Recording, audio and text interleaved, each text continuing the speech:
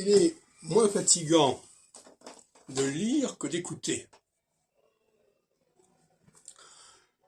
Parce que le fait d'écouter implique de prendre la mesure de l'idiosyncrasie du locuteur, de la façon dont il prononce les mots, les accents, le rythme qu'il a pour s'exprimer. Tout ça n'existe pas au niveau de la lecture. La lecture est beaucoup plus neutre, beaucoup plus anonyme en quelque sorte.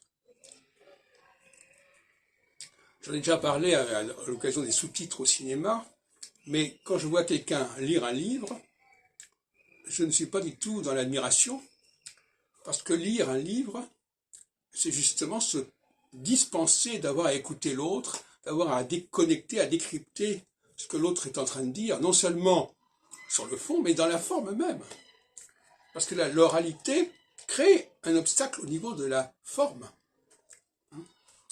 Et donc fait un écran par rapport au fond. Par contre, l'écrit, lui, nous met directement en rapport avec le fond. Donc c'est pas du tout la même démarche.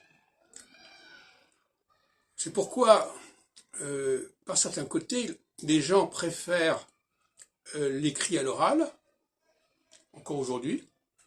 Le SMS, c'est de l'écrit, qu'on veuille ou non.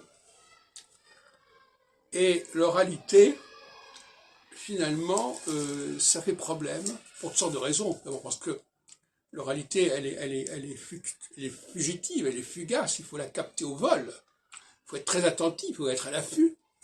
Alors que l'écrit, bon, mais l'écrit, il est là, il bouge pas, on peut revenir en arrière. On peut le copier.